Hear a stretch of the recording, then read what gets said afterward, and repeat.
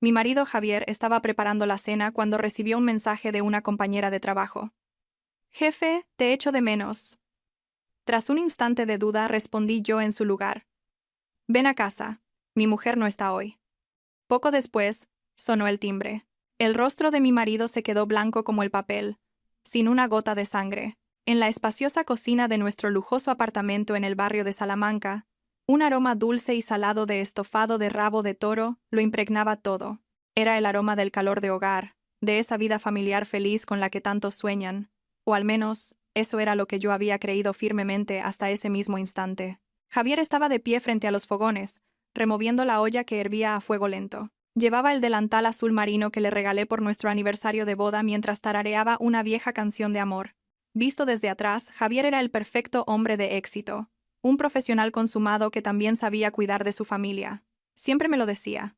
Que un hombre gane dinero fuera es una obligación, pero cocinar en casa para su mujer es un privilegio. Yo estaba sentada en la isla de la cocina, hojeando una revista de arquitectura, pero mi mente estaba en otra parte. La cálida luz amarilla iluminaba la encimera de mármol, donde reposaba en silencio el smartphone de última generación de Javier. Su pantalla negra era como un abismo insondable que ocultaba secretos que ni siquiera yo, su esposa, la persona más cercana a él, había sospechado jamás. Javier se giró con una sonrisa radiante en su atractivo rostro. Las finas arrugas que empezaban a marcarse alrededor de sus ojos le añadían incluso más encanto. Me pidió que probara el guiso para ver si estaba bien de sal, y luego volvió a concentrarse en los complejos condimentos. Fue justo en ese momento.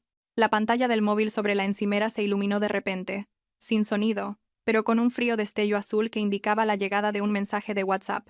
Mi mirada se dirigió instintivamente hacia allí. La frase que apareció en la pantalla de bloqueo era corta, pero fue suficiente para derrumbar de un solo golpe el pacífico mundo que tanto me había costado construir. Remitente. Lara. Becaria. Contenido. Jefe, te echo de menos. Solo 4 palabras. Te echo de menos. Mi corazón ya no dolía. Ese dolor había muerto una semana antes, cuando tuve en mis manos el extracto bancario. Lo único que me quedaba ahora era un profundo desprecio y un plan meticulosamente trazado. Lara. Conocía ese nombre. Era la nueva becaria que se había incorporado al departamento de Javier hacía unos meses. Recuerdo que una vez Javier me habló de ella, elogiándola por ser rápida, educada y tener muchas ganas de aprender. Lo que no imaginé es que esas ganas de aprender se extenderían hasta el marido de su jefa. Respiré hondo, tratando de calmar mi agitada respiración. La racionalidad de una mujer de 30 y tantos años, que había superado innumerables dificultades para llegar a donde estaba, no me permitía gritar ni romper cosas. Si montaba una escena, Javier se inventaría cualquier excusa, diciendo que era una broma de una niña inmadura. Necesitaba algo más. Necesitaba una prueba irrefutable, una evidencia que no pudieran negar. Javier seguía cortando verduras. El rítmico sonido del cuchillo contra la tabla ahogaba los salvajes latidos de mi corazón.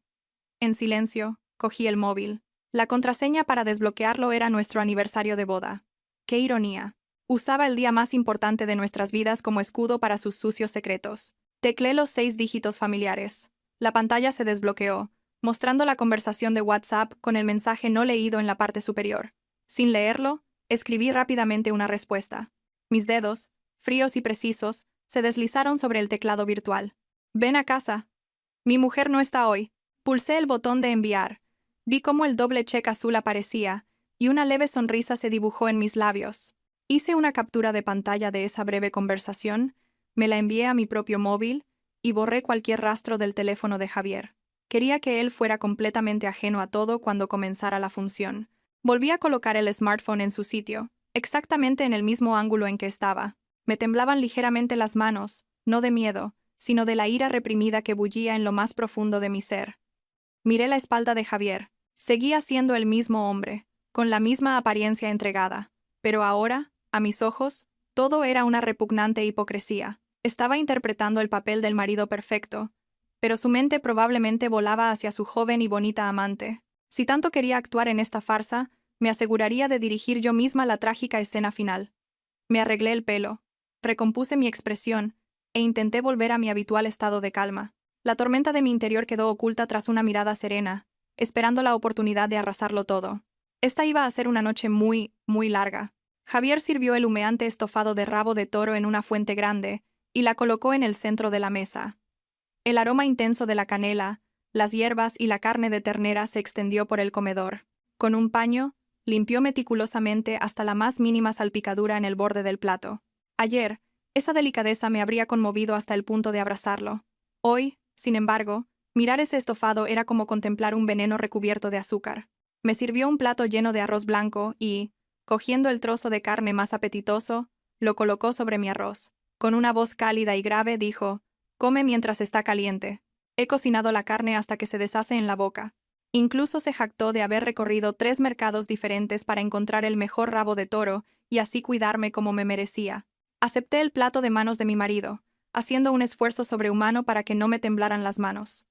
Me llevé un trozo de carne a la boca y lo mastiqué lentamente. Estaba increíblemente tierno, y la salsa tenía el punto justo que a mí me gustaba. Pero al tragarlo, sentí un sabor amargo y nauseabundo, como si estuviera masticando ceniza. Tuve que beber un gran sorbo de agua para contener las arcadas. Miré al hombre sentado frente a mí. Javier comía con apetito, ofreciéndome de vez en cuando alguna guarnición y contándome anécdotas divertidas del trabajo. Habló de un nuevo proyecto, de cómo el director general le había felicitado y de sus planes de ascenso para ese año, pero no hubo ni una sola mención al nombre de Lara ni a esa joven becaria. Me preguntaba cómo una persona podía llevar una doble vida con tanta maestría, ser capaz de recibir un «te echo de menos» de su amante instantes después, interpretar el papel del marido ejemplar que adora a su esposa. Quizás, durante nuestros 6 años de matrimonio, había repetido tanto esa actuación que ya ni yo misma podía distinguir qué era real y qué era falso. Recordé nuestros difíciles comienzos, cuando nos casamos. Empezamos sin nada, en un pequeño estudio en las afueras de la ciudad. Javier me cogió la mano y me juró que trabajaría sin descanso para que nunca me faltara de nada, para conseguirnos un hogar decente.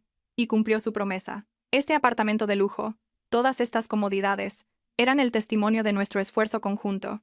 Pero parece que, a medida que la abundancia material crecía, el corazón de las personas también empezaba a cambiar. La saciedad dio paso a bajos deseos, y la esposa abnegada que una vez compartió con él un simple bocadillo, ahora le parecía insípida en comparación con las mujeres jóvenes y frescas de fuera.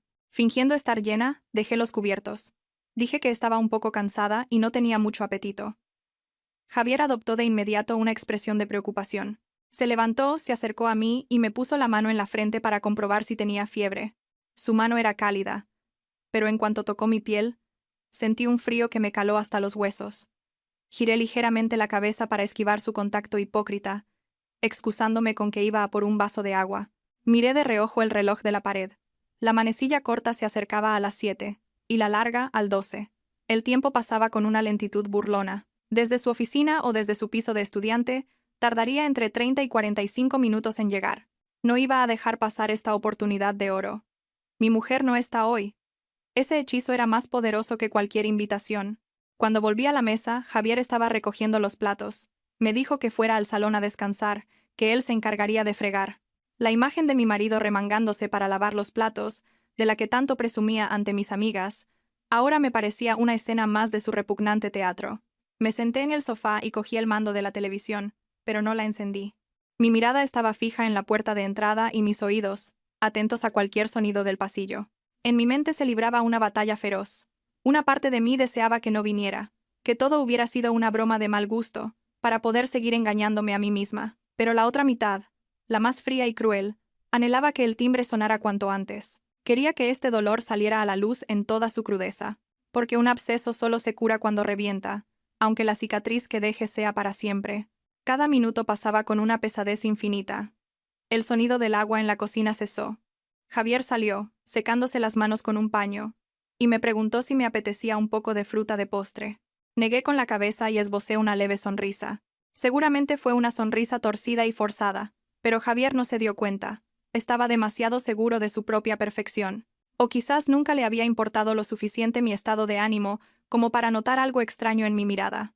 El reloj marcó exactamente las 8 de la tarde. El apartamento estaba tan silencioso que podía oírse el tic-tac del segundero.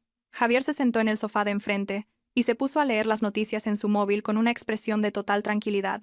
Probablemente pensaba que sería otra velada pacífica con su esposa, o tal vez ya estaba planeando qué mensaje le enviaría a su amante en cuanto yo me durmiera. No tenía ni la más remota idea de que la tormenta estaba a punto de desatarse justo en el umbral de su puerta. «Ding dong», El sonido del timbre rompió el silencio. No fue un sonido fuerte, pero en aquel espacio resonó como el disparo que anuncia el comienzo de una guerra. Javier levantó la cabeza, sobresaltado. En sus ojos había sorpresa, mezclada con una pizca de desconcierto. Miró el reloj, luego la puerta, y murmuró: ¿Quién será a estas horas? Después me miró a mí, como si yo tuviera la respuesta. Yo permanecí inmóvil en el sofá, manteniendo una compostura casi gélida. «Quédate sentado», le dije. «Ya voy yo». Mi voz fue suave pero firme, sin dejarle margen para moverse. Me levanté y caminé lentamente hacia la puerta. Cada paso sobre el parqué de madera sonaba pesado, como los martillazos que clavaban los últimos clavos en el ataúd de nuestro matrimonio. Mi corazón latía con fuerza, no de miedo, sino con la extraña excitación de un cazador a punto de atrapar a su presa. Respiré hondo, recompuse mi postura y puse la mano en el pomo. Giré la cerradura y abrí la pesada puerta de madera. Frente a mí había una mujer joven, de complexión menuda, bien maquillada, pero con un rostro que aún no había perdido el aire aniñado. Llevaba un vestido ajustado que resaltaba su joven figura, y en sus manos sostenía una cajita con un pastel individual, cuidadosamente empaquetado. En el instante en que me vio, la sonrisa coqueta que se dibujaba en sus labios se desvaneció, dando paso a una expresión de puro pánico. Sus ojos se abrieron como platos, sus pupilas se contrajeron por el miedo, y su rostro, antes sonrosado, se tornó pálido como el papel. Se quedó paralizada, y sus manos temblorosas casi dejaron caer la caja del pastel. Ella esperaba que fuera Javier quien abriera la puerta. Seguramente había imaginado la escena. Saltar a sus brazos, decirle con voz melosa cuánto le había echado de menos. Pero la cruda realidad que la golpeó de frente fue la imagen de mí, la dueña de la casa, su legítima esposa, bloqueando la entrada con una mirada afilada como un cuchillo. No dije nada de inmediato, simplemente observé en silencio su expresión aterrorizada. Mi silencio hizo que el ambiente se volviera aún más asfixiante. Lara retrocedió medio paso, moviendo los labios como si quisiera decir algo, pero su garganta parecía bloqueada, como si alguien la estuviera estrangulando. Miró hacia el interior del piso y luego de nuevo a mí, con la expresión de un ladrón pillado infraganti. Oí los pasos de Javier a mi espalda. «¿Quién es, cariño? ¿Por qué tardas tanto?», preguntó. Su voz sumió a Lara en una confusión aún mayor. Miraba a su alrededor, como buscando una vía de escape. Pero yo no iba a dejar que mi presa se escapara tan fácilmente. Sonreí. Probablemente fue una sonrisa más aterradora que el llanto. Y entonces hablé. Mi voz fue lo suficientemente alta y clara como para que la oyeran tanto la persona que estaba dentro como la que estaba fuera, cargada de una fría autoridad. «Hola, Lara. ¿Vienes a buscar a mi marido?». Mi pregunta fue como un jarro de agua fría para Lara y, al mismo tiempo, un shock para Javier, que se acercaba. Vi a Lara estremecerse. Se dio cuenta de que había caído en una trampa, pero ya no había vuelta atrás. La puerta estaba abierta. La función había comenzado oficialmente. Lara estaba encogida, como un pajarillo que ha caído por error en el nido de un águila. Apretó la caja del pastel con tanta fuerza que sus nudillos se pusieron blancos. Tartamudeando, apenas logró articular unas palabras para justificar su inoportuna aparición a esas horas. Dijo que había oído que Javier estaba enfermo, y como pasaba por aquí cerca, había decidido traerle un pastel, que esperaba que se recuperara pronto para que pudiera seguir enseñándole a ella, la becaria. Una mentira tan torpe que resultaba patética. Yo sabía perfectamente que Javier no estaba enfermo, y que esta urbanización estaba tan apartada que era imposible pasar por aquí cerca, si no venías a propósito, pero no la corregí. La gracia del juego del gato y el ratón consiste en no matar al ratón de inmediato, sino en jugar con él hasta que se agote de puro terror. Manteniendo una leve sonrisa, fijé mi mirada en su rostro, que cambiaba de color por momentos. Al ver que Lara intentaba darse la vuelta para huir, dije con una voz gélida como el hielo: «Si das un solo paso fuera de este pasillo, mañana toda la empresa y tus padres en el pueblo recibirán las fotos y los mensajes de vosotros dos. Entra y hablemos tranquilamente, y te dejaré conservar un mínimo de dignidad». Lara se quedó clavada en el sitio. Temblando, me siguió a regañadientes al interior. Le dije que, ya que estaba aquí, podía aprovechar para ver la casa, que el ambiente era muy acogedor. Hice hincapié en que quería presentarle formalmente a mi marido. Alargué a propósito la palabra «marido», como si estuviera estampando un sello de propiedad sobre el hombre que estaba congelado a mi espalda. Javier ya había llegado al salón. Al verme entrar con Lara, su rostro se descompuso aún más que el de ella. Tenía los ojos desorbitados y la boca abierta, pero no era capaz de decir nada. El móvil que sostenía en la mano se le cayó sobre el sofá. Nos miraba alternativamente a Lara y a mí, oscilando violentamente entre el pánico y la confusión. No podía entender por qué Lara estaba allí ni por qué yo la recibía con tanta calma. Llevé a Lara al centro del salón y la senté en el sofá individual, frente al sofá grande donde solía sentarse Javier. Lara se sentó en el borde, con la espalda recta y las rodillas juntas, sin atreverse a levantar la vista. Me volví hacia Javier y le hice un gesto para que se sentara a mi lado.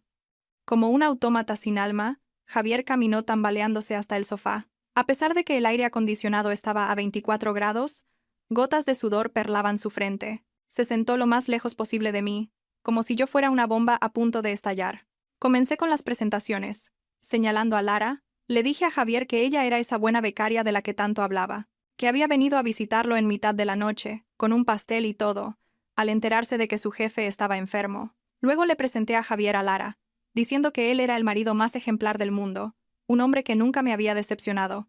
Cada uno de mis elogios era como una aguja que se clavaba en la piel de Javier. Lo vi encogerse. Noté cómo Lara lanzaba una mirada suplicante a Javier. Esperaría de él una palabra, una excusa, un gesto tranquilizador que la salvara de esa situación, pero lo único que recibió fue una evasión cobarde.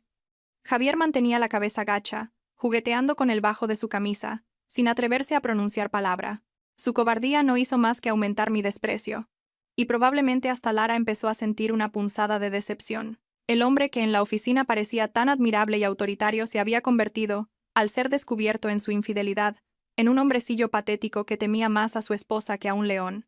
Me levanté, diciendo que iba a ofrecer algo de beber a nuestra invitada. Le pregunté a Lara qué le apetecía: zumo de naranja, agua o un té caliente. Con voz apenas audible, respondió que con agua sería suficiente. Sonreí y me dirigí a la cocina. El salón quedó sumido en un silencio sepulcral. Sabía que, en cuanto desapareciera, esos dos intercambiarían miradas de pánico, pero no se atreverían a hablar por miedo a que yo los oyera. Y eso era exactamente lo que quería, dejar que el terror carcomiera sus mentes poco a poco. En la cocina hice ruido a propósito, sacando vasos y platos para que supieran que seguía cerca, escuchándolo todo. Abrí la vitrina y pasé de largo junto a la costosa cristalería que usábamos para los invitados importantes. Mi mano se detuvo en un paquete de vasos de plástico finos y desechables, de los que se usan para fiestas al aire libre o en puestos callejeros. Cogí uno de esos vasos y lo llené de agua del dispensador. La elección no fue casual. Quería menospreciar a Lara a través del más mínimo detalle. Quería que entendiera que su lugar en esta casa, en nuestra vida, era tan barato y provisional como ese vaso. Un objeto que se usa y se tira, que no merece la pena guardar. Volví al salón con una bandeja y coloqué el vaso de plástico con agua delante de Lara. Para Javier y para mí, en cambio, serví té en unas elegantes tazas de porcelana fina con un borde dorado. El marcado contraste entre los dos tipos de recipientes era evidente sobre la mesa de cristal. Lara miró el vaso de plástico que desentonaba en la lujosa mesa, y su rostro se tiñó de un rojo intenso por la humillación. Había entendido el mensaje. Era un insulto sin palabras, pero más profundo y afilado que cualquier improperio. Me senté al lado de Javier, esta vez pegándome deliberadamente a él. Le cogí del brazo y apoyé mi cabeza en su hombro con un gesto cariñoso. Javier se quedó rígido como un muñeco de madera, con los músculos tensos por la tensión. A través de su fina camisa podía sentir los latidos frenéticos de su corazón. El sudor frío seguía resbalando por sus sienes. Inicié la conversación con preguntas hipócritamente sociales. Le pregunté a Lara qué tal le iba en las prácticas, si Javier era muy exigente con ella, si no acosaba a los becarios. Mientras hablaba, acariciaba el brazo de Javier y le lanzaba miradas de amor de vez en cuando. Lara respondía con monosílabos, sin atreverse a mirar directamente la tierna escena que se desarrollaba ante sus ojos. En su mirada se mezclaban la envidia, la amargura y el miedo. Estaba presenciando cómo el hombre que codiciaba pertenecía, legal y completamente, a otra mujer.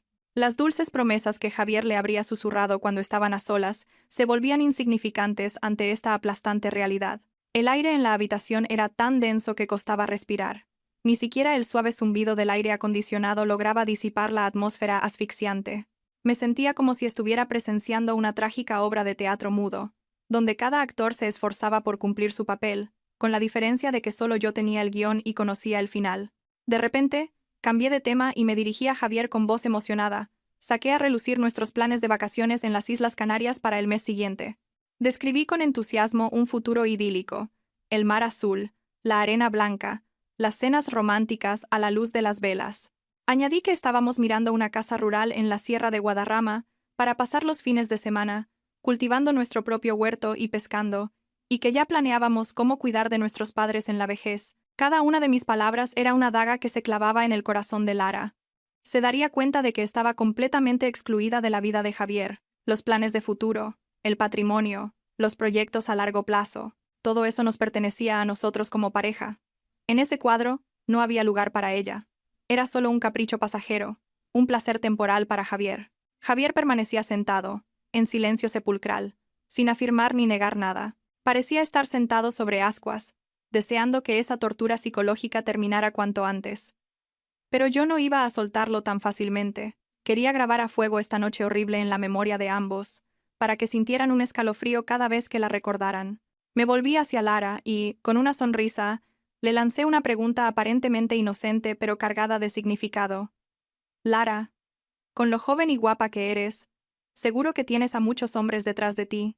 Yo, en cambio, ya estoy mayor, tengo que aferrarme a este hombre para que no se me escape. Tengo miedo de que me lo roben en un descuido. Dicen que hoy en día hay muchas zorras astutas que aparecen como setas después de la lluvia, ¿verdad? Lara se sobresaltó y bajó la cabeza bruscamente. Apretó los puños con tanta fuerza que las yemas de sus dedos se pusieron blancas. Sabía perfectamente a quién me refería. La palabra zorras, aunque pronunciada con ligereza, era afilada como una cuchilla y cercenó el último resquicio de su orgullo. La palabra resonó en el aire, volviendo el ambiente aún más incómodo. Lara no se atrevió a responder a mi pregunta. Balbuceó algo ininteligible, y evitó mi mirada inquisitiva. Pude ver cómo sus frágiles hombros temblaban violentamente, a pesar de sus esfuerzos por contenerse. La confianza y la coquetería con las que había llegado a mi casa habían desaparecido por completo, dejando solo la imagen de una pecadora esperando su juicio. Pero no iba a dejarlos escapar tan fácilmente. Me volví hacia Javier y apreté un poco más su brazo. Mis uñas se clavaron ligeramente en su piel a través de la camisa, recordándole mi poderosa presencia. Miré a mi marido y, cambiando mi voz a un tono meloso, pero manteniendo una mirada afilada como un cuchillo, le pregunté por la casa rural de la Sierra de Guadarrama que habíamos ido a ver la semana pasada. Hablé en voz alta y clara, asegurándome de que Lara lo oyera todo. Le recordé que a nuestros padres les había encantado el terreno, que tenía buen feng shui y que al estar cerca del río era muy fresco. Hice hincapié en que mis padres habían prometido aportar 140,000 euros para la reforma como regalo para sus futuros nietos. Al mencionar a los hijos, sentí cómo el cuerpo de Javier se tensaba. Era su punto más débil. Llevábamos 6 años casados, pero habíamos pospuesto tener hijos hasta alcanzar una estabilidad económica. Y ahora, cuando todo estaba listo, descubría esta traición, pero saqué el tema de los hijos a propósito. Sabía que era el ancla más sólida, la legitimidad familiar y social que una amante pasajera como Lara nunca podría darle. Describí con entusiasmo una familia feliz, llena de risas de niños. Dije que el año que viene era perfecto para buscar un hijo, que por nuestra edad era el momento ideal y que ojalá fuera un niño. Luego me giré hacia Lara y le pregunté si no le parecía un plan maravilloso. Ante la pregunta directa, Lara se sobresaltó y se le cayó la cucharilla que sostenía de las manos. El tintineo del metal contra la porcelana del plato sonó agudo en el silencio. Se apresuró a recogerla y con el rostro enrojecido tartamudeó. Es un plan estupendo. Seguro que serán muy felices. Qué irónica sonaba esa bendición forzada de labios de la rival. Sabía que por dentro estaba gritando, consumida por la envidia. Había venido aquí con la esperanza de hacerse un hueco en nuestra vida, pero lo único que había encontrado era una declaración firme de un futuro en el que no había sitio para ella.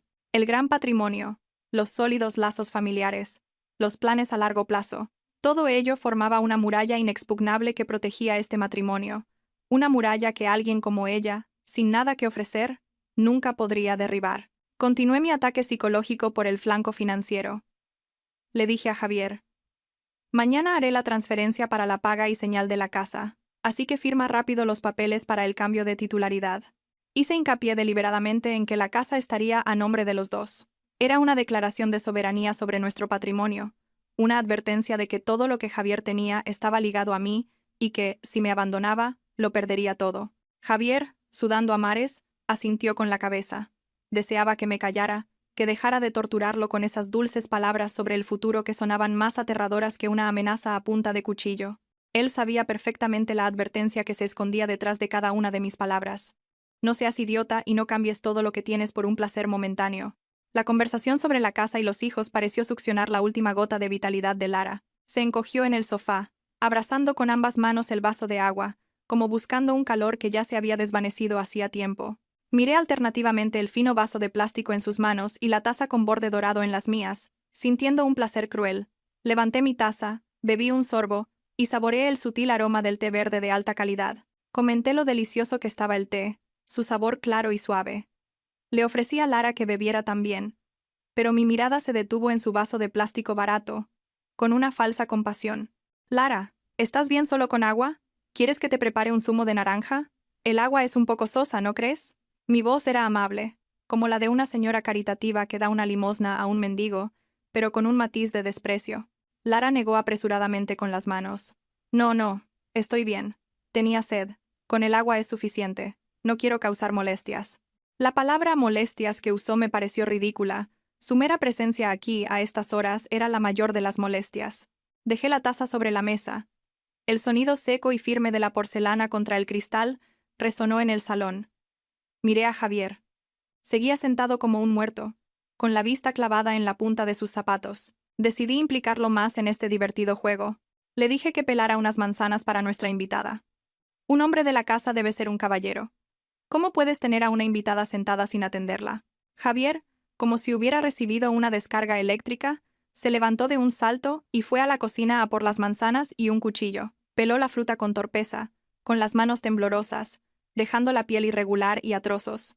El hombre que una vez me hacía flores con zanahorias ahora no era capaz de pelar una simple manzana delante de su amante. Su mente estaba en cortocircuito. El miedo había paralizado todos sus sentidos y habilidades. Cuando dejó el plato de manzanas en la mesa, pinché con un tenedor el trozo más apetitoso y se lo llevé directamente a la boca a Javier. Abre la boca, te doy yo. No la cojas con las manos, que las tienes sucias. Javier dudó un instante, pero finalmente aceptó la manzana que le ofrecía. La escena de una pareja dándose de comer con cariño delante de un tercero era natural y al mismo tiempo extremadamente provocadora. Empujé el plato de manzanas hacia Lara. «Come tú también, Lara. Son de importación, muy crujientes y dulces». Lara miró el trozo de manzana que Javier acababa de comer y luego el plato frente a ella, como si se le hubiera hecho un nudo en la garganta. ¿Cómo iba a poder tragar bocado presenciando semejante muestra de afecto? El trato discriminatorio no se limitaba a los vasos, sino también a la atención y el cuidado. Yo era la esposa. Tenía el derecho de cuidar a mi marido públicamente y de ser cuidada por él. Ella, en cambio, por mucho que Javier la quisiera en la calle, aquí dentro, en esta casa, no era más que una intrusa, una espectadora forzada del show de felicidad de nuestro matrimonio. Vi cómo los ojos de Lara se enrojecían. Probablemente estaba llorando por dentro, o quizás arrepintiéndose de la estupidez de haber venido hasta aquí para ser humillada de esta manera. Pero no sentí ni una pizca de compasión. Mi compasión murió en el instante en que vi el mensaje de «Te echo de menos» en la pantalla del móvil. La clemencia es un lujo que no concedo a quienes intentan destruir la felicidad de un hogar ajeno. El silencio volvió a adueñarse del salón, pero esta vez el aire olía mucho más a pólvora. Lara, quizás para romper la tensión o para intentar recuperar algo de su imagen de persona considerada frente a Javier, carraspeó y preguntó tímidamente por su salud. «Jefe, ¿qué tal va del estómago? ¿Le duele menos?» Su voz era baja, pero teñida de una preocupación sincera.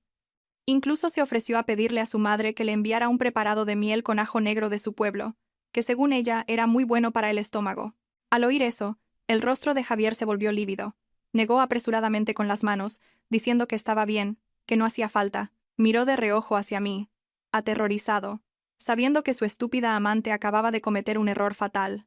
Estaba demostrando un conocimiento de la vida privada de su jefe que excedía con creces los límites de una relación profesional normal. Solté una carcajada, una risa corta y gélida que los hizo estremecerse a ambos. Miré a Lara con una mirada penetrante, como si pudiera leerle el alma. «Vaya, Lara, sí que te preocupas por tu jefe. Fíjate, la esposa que vive y duerme con él en la misma cama todavía no le ha preparado esa miel con ajo negro. Pero tú, una becaria que lleva apenas unos meses, ¿cómo sabes tan bien de sus dolencias?» Alargué deliberadamente las palabras, vive y duerme con él en la misma cama, para recordarle a Lara cuál era su lugar. No le di tregua, y seguí atacando. ¿Acaso Javier se queja de sus dolores en la oficina delante de ti? ¿O es que os veis a solas tan a menudo que conoces hasta los detalles de su dieta? Lara se quedó sin palabras. Su rostro pasó del rojo al morado. Tartamudeó que simplemente lo había visto en la oficina tocarse el estómago con una mueca de dolor y le había preguntado por pura suposición. Una excusa lamentable. Yo sabía que los problemas de estómago de Javier eran crónicos. Para no dañar su imagen de líder fuerte, rara vez mostraba signos de debilidad en público. Solo lo hacía cuando estaba a solas con alguien de confianza. Dirigía a Javier una mirada fulminante. ¿Y tú por qué vas preocupando a tus empleados en el trabajo? La próxima vez, si te encuentras mal, me lo dices a mí, a tu esposa. No hagas que otra gente se preocupe y te traiga medicinas. Van a pensar que tu mujer no te cuida. El otro día me dijiste que llegabas tarde por una cena con clientes y que te dolía la barriga. Ya veo qué tipo de cena con clientes era. Ante mi indirecta, Javier bajó la cabeza y no dijo nada. Sabía perfectamente a qué me refería. La noche que usó la excusa de la cena de trabajo, en realidad había cenado con Lara, y probablemente para ganarse la compasión de la joven, se había quejado de sus dolores. Acababa de destapar la hipocresía de la preocupación de una compañera y había expuesto la cruda verdad de su ambigua relación. Su excesivo interés era la prueba de que había cruzado la línea. Y yo, como esposa, tenía todo el derecho de cuestionar y desenmascarar esa hipocresía aquí, en mi propia casa. El reloj de la pared marcaba las 9. El juego del gato y el ratón había llegado a su clímax. Sentí que era el momento de dar el golpe de gracia. Un golpe que destruiría por completo la moral de la intrusa y serviría como advertencia final para mi marido traidor. Saqué lentamente mi móvil del bolsillo y lo dejé sobre la mesa. Deslicé el dedo por la pantalla, fingiendo comprobar un mensaje, y luego suspiré a propósito.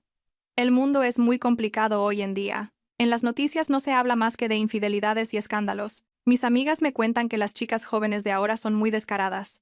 Le envían mensajes a maridos ajenos como si fueran sus novias, sin la menor vergüenza. Hice una pausa y observé sus reacciones. Lara permanecía inmóvil, pero su respiración se había acelerado. Javier se secaba disimuladamente el sudor de la frente con un pañuelo. La tensión era como la cuerda de una guitarra, a punto de romperse. Afilé aún más mi voz y continué. Yo también suelo mirar el móvil de Javier para ayudarle con cosas del trabajo, y últimamente he visto que le llegan muchos mensajes de números desconocidos. Una chica joven, por lo que parece. Su nombre suena muy inocente. Debe de ser una becaria. Le envía mensajes muy cariñosos a Javier. Miré de reojo a Lara. Su rostro había perdido todo el color. Sus labios, antes pintados de un rojo intenso, ahora estaban blancos y temblorosos. Con una sonrisa burlona, lancé el golpe final.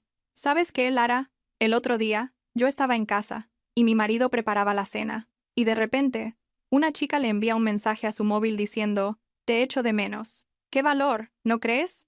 Con la mujer en casa, atreverse a enviar un mensaje así. ¿Acaso me estaba lanzando un desafío? Mis palabras cayeron como un rayo sobre Lara. Me miró con los ojos como platos, con el terror grabado en sus pupilas. Lo había entendido todo. El mensaje de «te echo de menos» de hacía un rato. La respuesta de «ven a casa, mi mujer no está hoy». Todo había sido una trampa perfecta que yo misma había tendido y ella, como una estúpida polilla, había volado directamente hacia ella. Las manos y los pies de Lara empezaron a temblar sin control. Me miraba como si estuviera viendo a un monstruo. Se dio cuenta de que la mujer sentada frente a ella no era una ama de casa dócil e ingenua, sino una maestra de la guerra psicológica. Yo lo sabía todo desde el principio, pero había actuado con total naturalidad, invitándola a entrar, sirviéndole agua, ofreciéndole pastel, y luego fui arrancándole la máscara capa por capa, hasta dejarla completamente desnuda en su propia vergüenza. Javier a mi lado también estaba en shock. Se giró hacia mí con una mirada de puro espanto. Nunca habría imaginado que yo hubiera leído ese mensaje y que fuera tan retorcida como para atraer a Lara hasta aquí y humillarla de esa manera. Mi inteligencia y mi crueldad le provocaron un escalofrío. Se dio cuenta de que había subestimado enormemente a su esposa. Miré a Lara directamente a los ojos. Mi mirada era fría y despreciativa. Ya no necesitaba decir nada más. Mi silencio era la más severa de las sentencias. Lo había revelado todo. Pero aún no había pronunciado su nombre directamente. Quería ver si le quedaba un mínimo de dignidad para retirarse por sí misma. Era el último acto de piedad que le concedería antes de que abandonara esta casa. Lara no pudo soportarlo más. La presión invisible que emanaba de mí, la cobardía de Javier y la cruel verdad que acababa de revelarse, aplastaron su voluntad. Cada segundo debía de ser una tortura para ella, como si estuviera sentada en una silla eléctrica. Cogió apresuradamente el bolso que había dejado a su lado. Con las prisas, el bolso golpeó la silla con un ruido sordo. Se levantó de un salto, pero sus piernas flaquearon y casi se cae. Sin atreverse a mirarme a la cara, con la cabeza gacha, murmuró que tenía que irse. Puso la excusa de que había surgido algo urgente en casa, que su madre le había dicho que volviera enseguida, y que sentía no poder quedarse más tiempo. Su voz estaba quebrada, al borde del llanto. Sin esperar nuestra respuesta, se dirigió a la puerta, corriendo como un ladrón perseguido. La caja del pastel quedó abandonada sobre la mesa, como una prueba del miserable fracaso de su visita. Javier hizo un amago de levantarse, probablemente para acompañarla o pedirle perdón. Pero yo fui más rápida. Le puse la mano en el muslo y apreté con fuerza, indicándole que se quedara quieto. Mi mirada centelleó, advirtiéndole que no cometiera ninguna estupidez en esa situación. Javier entendió mi mensaje y se quedó paralizado, siguiendo con la mirada la espalda de Lara mientras desaparecía tras la puerta. Yo me levanté y la seguí lentamente hasta la entrada. Caminé con calma y seguridad, en marcado contraste con su nerviosismo. Lara intentaba ponerse los zapatos, pero sus manos temblaban tanto que no acertaba a coger el calzador. Me apoyé en el marco de la puerta, con los brazos cruzados, observándola con una mezcla de compasión y desprecio. Cuando por fin logró calzarse y se disponía a abrir la puerta para salir al pasillo, la llamé. Lara. Ella se detuvo en seco, sobresaltada. Se dio la vuelta, con una mirada asustada y suplicante. Probablemente temía que montara un escándalo en el pasillo del edificio, que la insultara o la agarrara del pelo, pero no lo hice. Mi dignidad no me permitía comportarme como una verdulera de mercado. Me acerqué a ella y le susurré al oído, lo suficientemente bajo para que solo nosotras dos lo oyéramos. Mi voz fue suave como una brisa, pero fría como el hielo milenario. La próxima vez que vengas a ver a mi marido, avisa antes. Si andas por ahí a estas horas de la noche, los vecinos podrían malinterpretarlo y pensar que en esta casa tan respetable pasa algo raro. Y recuerda esto, la esposa de Javier no siempre está fuera de casa. Al oír mis palabras, el rostro de Lara se quedó sin una gota de sangre.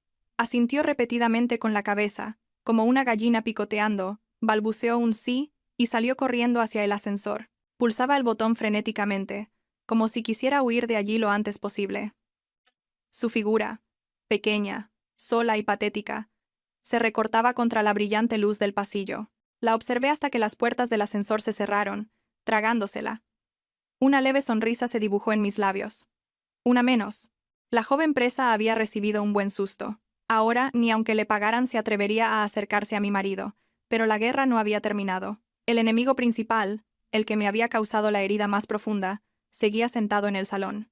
Me di la vuelta y cerré la puerta de un portazo. El sonido seco de la cerradura resonó en el apartamento. Anunciaba el comienzo del juicio para el marido traidor. Respiré hondo, recuperé mi expresión fría y entré. La puerta de madera se cerró, aislando completamente este apartamento, cargado de un aire mortal, del mundo exterior. La sonrisa de victoria que se había dibujado en mis labios se extinguió como una vela al viento. No volví directamente al salón. Me quedé unos segundos de pie, agarrada al frío pomo de la puerta. Las náuseas que subían desde mi estómago por el asco eran insoportables. Me había salido una actuación brillante, pero el precio era una herida profunda que sangraba en mi corazón. Me di la vuelta y entré lentamente en el salón. Javier seguía en el mismo sitio, inmóvil, en el sofá de cuero color crema. Tenía la cabeza gacha, las manos entrelazadas sobre las rodillas. Su aspecto era patético, muy alejado del marido sofisticado y seguro de sí mismo que solía ser. Pero su miseria no me inspiraba ni la más mínima compasión. Al contrario, solo aumentaba mi desprecio. Me acerqué a él, cogí su smartphone, que yacía abandonado sobre la mesa. Lo miré a él, luego al teléfono, y de repente, con un movimiento brusco, lo estrellé con fuerza contra la mesa de cristal. ¡Crack! El sonido agudo y violento rompió el silencio asfixiante. La pantalla del móvil se hizo añicos, y las grietas se extendieron como una tela de araña, un reflejo perfecto de nuestro matrimonio en ese momento. Javier dio un respingo, mirándome con el rostro pálido de terror. Yo me crucé de brazos y lo miré desde arriba con una mirada gélida. Con una voz afilada y firme, desprovista de toda emoción, dije: «Explícate. El mensaje de ven a casa. Mi mujer no está hoy. Lo envié yo. ¿Creías que era una idiota que no se enteraba de nada? ¿Y si más?» Javier se quedó boquiabierto, mirándome con incredulidad. No esperaba que yo mostrara mis cartas tan rápido y de forma tan contundente. Quizás pensaba que solo tenía vagas sospechas, pero nunca imaginó que yo lo controlaba todo desde el principio. Sus labios temblaron, intentando articular una excusa patética. «Cariño, Es un malentendido. Ella y yo solo somos compañeros de trabajo. Que viniera hoy ha sido una sorpresa total para mí, te lo juro. Yo no sabía nada. Intentó hacerse la víctima. Sus ojos esquivaban mi mirada. Solté una risa amarga. ¿Compañeros de trabajo? ¿Un compañero de trabajo te envía un mensaje a las 8 de la tarde diciendo que te echa de menos? ¿Un compañero de trabajo sabe mejor que tu propia esposa tus hábitos alimenticios y tus dolencias? ¿Un compañero de trabajo se atreve a venir a tu casa pensando que tu mujer no está? Me acerqué más a él, mirándolo directamente a la cara, y dije, marcando cada sílaba: no me tomes por tonta. Llevamos 6 años viviendo juntos. Te conozco mejor que tú mismo. Esa mirada furtiva, ese susto al oír el timbre, esa actitud cobarde delante de tu amante, todo te ha delatado. Javier bajó la cabeza, sin atreverse a replicar. Sabía que ante una verdad tan evidente, cualquier mentira era inútil. Su silencio era la más clara de las confesiones. Sentí una decepción inmensa. El hombre al que había amado y en quien había confiado ciegamente no era más que un sucio mentiroso, un cobarde incapaz de asumir la responsabilidad de sus actos. El silencio de Javier echó más leña al fuego de mi ira. No necesitaba sus disculpas vacías. Quería que se enfrentara a la cruda verdad que tanto se había esforzado en ocultar. Fui a mi bolso, que estaba sobre un mueble, y saqué un fajo de papeles que había preparado esa misma tarde. Eran las pruebas que había ido recopilando en secreto durante la última semana, desde que empecé a sospechar. Le lancé los papeles a la cara. Las hojas blancas volaron y cayeron desordenadamente sobre el móvil destrozado. Javier cogió un papel. Sus manos temblaban violentamente. Era un extracto bancario. El detalle de los últimos 3 meses. Yo había rodeado en rojo las transferencias a nombre de Lara Jiménez, con conceptos ambiguos como regalo o comida. Las cantidades no eran enormes, unos cientos de euros cada vez, pero la frecuencia era sospechosamente alta. Destacaba una transferencia de 500 euros de la semana pasada con el concepto «Feliz cumpleaños». Señalé el extracto y alcé la voz. ¿Y cómo explicas este dinero? ¿1.500 euros de regalo de cumpleaños para una becaria? Para mi cumpleaños tuviste suficiente con un ramo de flores y una cena sencilla. Tu generosidad es realmente admirable. Javier se quedó sin palabras, sudando a mares. No esperaba que yo conociera sus finanzas con tanto detalle, pero eso no era todo. Saqué las capturas de pantalla de sus conversaciones de WhatsApp que había hecho desde su tablet, donde había olvidado cerrar sesión, mensajes coquetos, citas para comer y para ir al cine, e incluso expresiones de un anhelo empalagoso y repugnante. Lancé otra foto. Era la entrada de cine de hacía 2 semanas, a las 11 de la noche. Ese día, me dijo que llegaba tarde por una cena con clientes, pero en realidad estaba viendo una película con su amante. Y por último, saqué la foto de un largo pelo castaño teñido encontrado en el asiento del copiloto de su coche. Mi pelo era negro y corto. Ese pelo era, sin duda, de Lara. Ante pruebas tan irrefutables, Javier se derrumbó por completo. Ya no había forma de negarlo ni de excusarse. Su máscara de moralidad hipócrita había sido arrancada, revelando su verdadera naturaleza de traidor. Dejó caer los brazos y se hundió en el sofá, con una expresión de desesperación, y entonces empezó a llorar.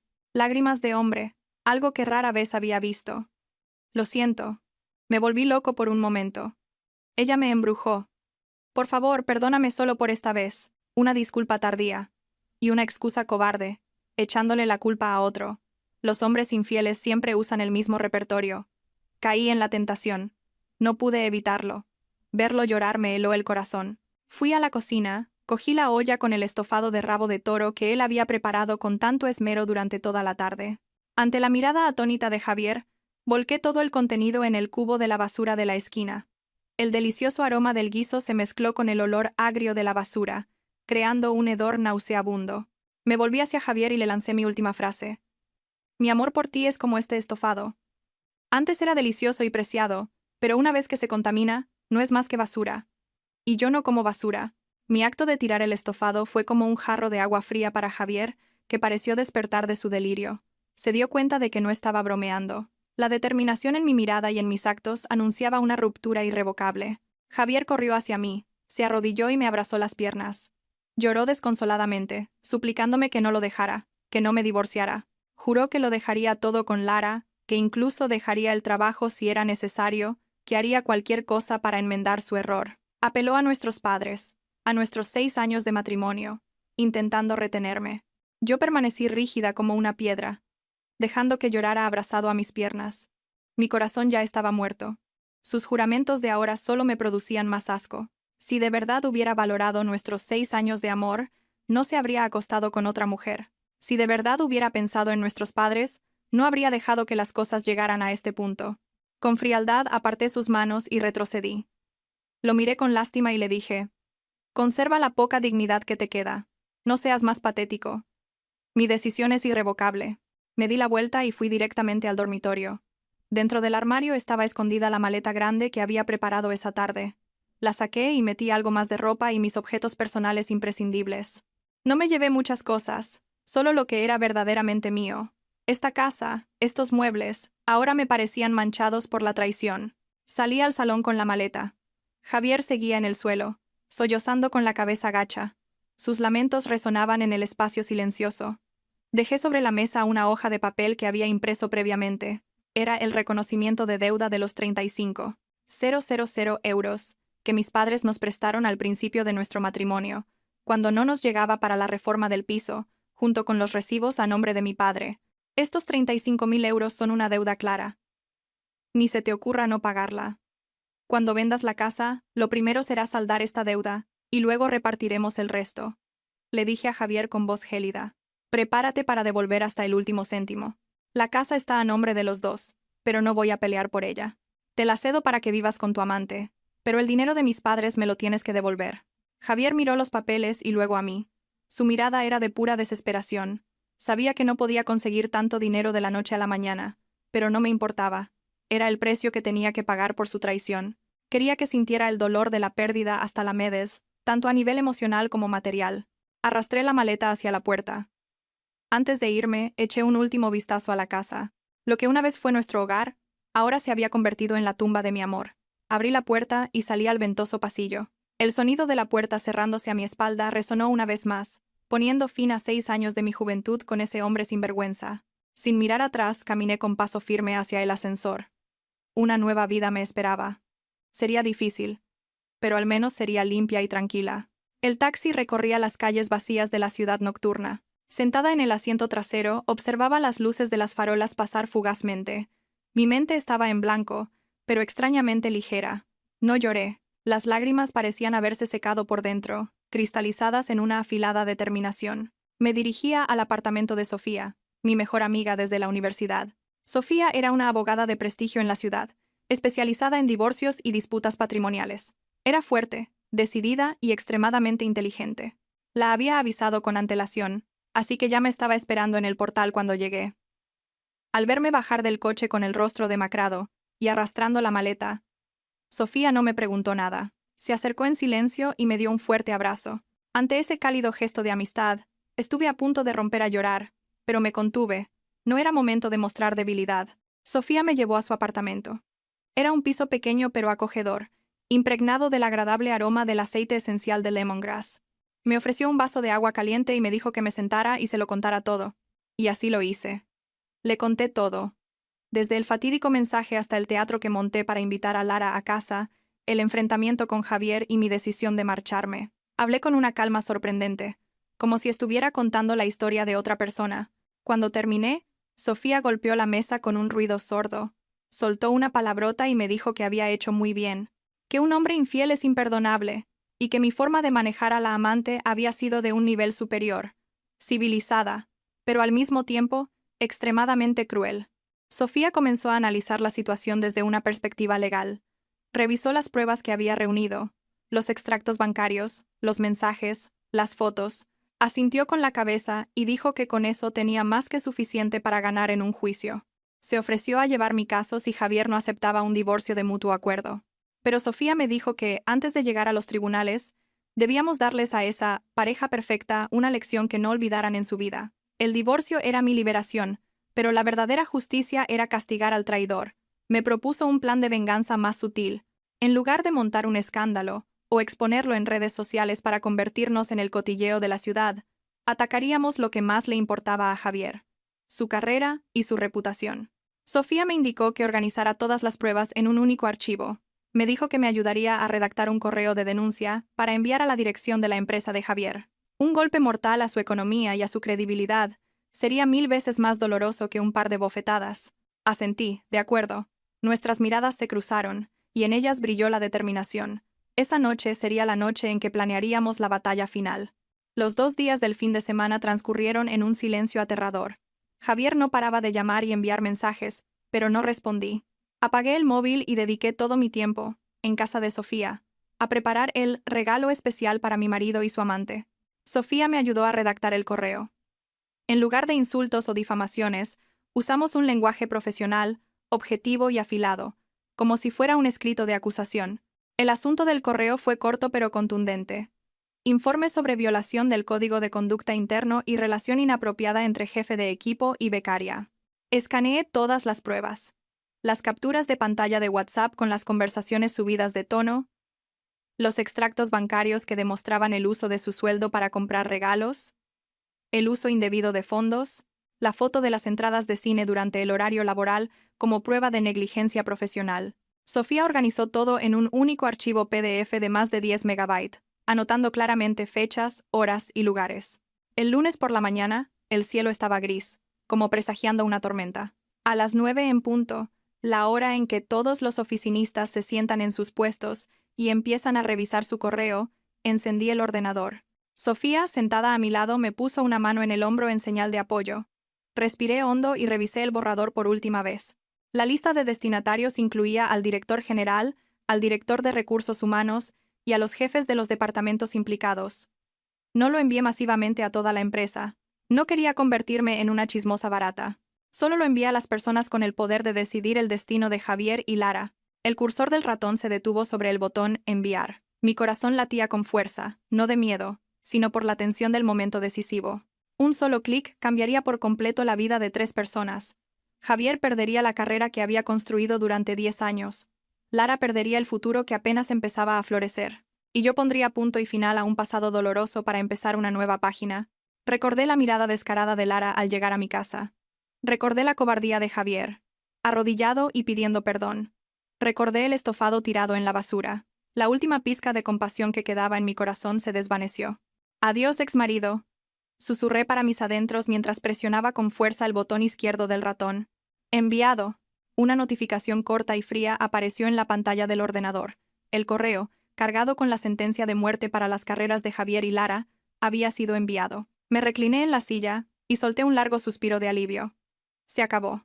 La flecha ya había sido lanzada, y nadie podía detenerla. Ahora solo tenía que esperar a que la tormenta se desatara sobre las cabezas de los traidores. Ese lunes, el ambiente en la empresa de Javier debió de ser tan asfixiante como la noche en que Lara vino a nuestra casa. Según me contó una conocida que trabajaba en el mismo departamento, mi correo causó un gran impacto y se extendió como la pólvora en cuestión de minutos. Javier intentó aparentar normalidad al llegar al trabajo, pero por dentro debía de estar consumido por el pánico. A las 10 de la mañana, el director de recursos humanos lo llamó a una sala de reuniones. Allí le presentaron pruebas de que había utilizado la tarjeta de empresa para gastos personales con Lara y había falsificado facturas de comidas de negocios. Era una malversación de fondos en toda regla, y fue suspendido de empleo y sueldo a la espera de una auditoría completa. Javier se levantó, con el rostro pálido como la cera. Abrió la boca para intentar excusarse, para decir que era un malentendido, una calumnia, pero el director de RRHH levantó la mano con firmeza, cortándole la palabra. Sobre la mesa, dejó una gruesa carpeta con la impresión de ese mismo archivo PDF que yo había enviado. Ante pruebas tan irrefutables, Javier se quedó mudo. 2 miembros de seguridad se acercaron y le pidieron que recogiera sus objetos personales y abandonara la oficina de inmediato. Todos se quedaron atónitos al ver cómo el que hasta entonces era un respetado jefe de equipo era escoltado fuera de la empresa como un delincuente. Javier caminó en silencio, con la cabeza gacha, entre los murmullos de la gente que lo miraba. Esa humillación pública marcaría su carrera con una mancha imborrable. Yo, desde casa de Sofía, recibí la noticia por teléfono sin sentir la menor emoción. Ni me reí con satisfacción, ni sentí pena. Era el precio de la traición. Cuando pisoteó nuestro matrimonio y persiguió sus deseos, él mismo había firmado la sentencia de muerte de su carrera.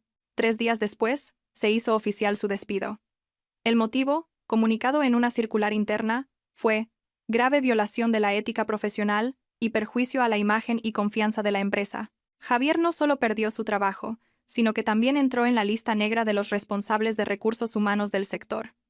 En esta ciudad, los rumores vuelan más rápido que el viento. Una vez que tu reputación moral queda manchada, especialmente por un escándalo con una subordinada, las puertas de tu carrera se cierran casi por completo. Las consecuencias económicas no tardaron en llegar, como una ola gigante. Javier perdió su principal fuente de ingresos, pero los préstamos del banco seguían venciendo puntualmente. La letra del coche, la hipoteca del piso, las tarjetas de crédito, todo se convirtió en un lazo que le apretaba el cuello. Antes, gracias a su alto sueldo y a mi buena administración, vivía holgadamente sin mirar los precios. Ahora, solo con los intereses mensuales del banco, sudaba la gota gorda. Mi teléfono no paraba de sonar. Era el número de Javier. Al ver el nombre marido parpadeando en la pantalla, solté una risa seca y cambié su nombre en mi agenda a Javier Ruiz. No contesté. Dejé que sonara hasta que se cortara. Después, empezaron a llegar los mensajes. Al principio eran súplicas, pidiendo perdón, pidiéndome que retirara la denuncia, que le diera una oportunidad para empezar de nuevo. Como no respondí, el tono cambió a acusaciones, llamándome cruel y desalmada por haberle arruinado la vida. Los leí por encima y los borré todos. ¿Cruel? Cuando él estaba en la cama con otra mujer mientras yo lo esperaba en casa con la cena preparada, ¿acaso pensó él en la palabra crueldad? Cuando usaba nuestro dinero común para comprarle regalos caros a su amante, ¿acaso pensó en mi esfuerzo? Yo solo había reclamado lo que era justo para mí. Incluso sus padres, que vivían en el pueblo, me llamaron. Mi suegra, llorando, me insultó, llamándome mala nuera, la que había destrozado a su marido y su familia. Dijo que era normal que un hombre tuviera una aventura, que una mujer debía aguantar para mantener la paz en el hogar. Al oír eso, sentí una amarga resignación por el destino de las mujeres. Le dije a mi suegra, con calma, que yo no podía vivir con un traidor y colgué. Bloqueé también los números de toda su familia. No quería oír más lecciones de moral hipócrita. Javier lo había perdido todo. Literalmente todo. Esposa, familia, carrera, reputación. Y ahora estaba ahogado en deudas. Vagaría por ese apartamento grande pero vacío, enfrentándose a las cuatro paredes y a una soledad abrumadora. Era el castigo más justo para alguien que no había valorado lo que tenía. El destino de Lara no fue muy diferente. En cuanto Javier fue suspendido, ella también fue llamada a recursos humanos. Entró en la sala con los ojos hinchados y un aspecto demacrado, muy lejos de la imagen segura y coqueta de aquella noche. La decisión de rescindir su contrato de prácticas fue inmediata.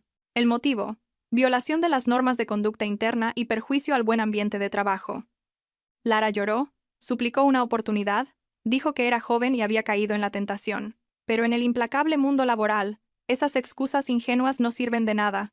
Estaba en una gran empresa. Ser despedida de forma deshonrosa significaba que las puertas de su futuro se habían cerrado a la mitad.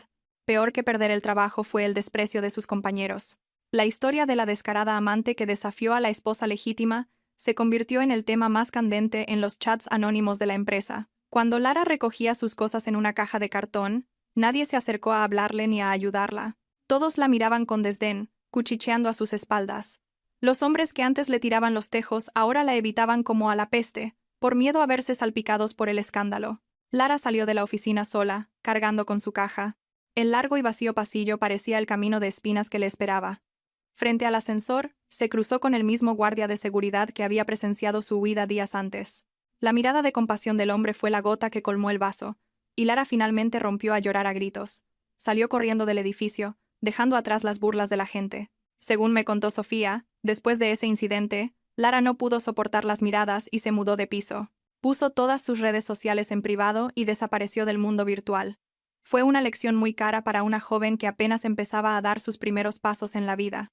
Intentó cambiar su belleza y su juventud por algo vano, pero al final perdió lo más valioso para una mujer: su honor y su autoestima. No sentí pena por Lara.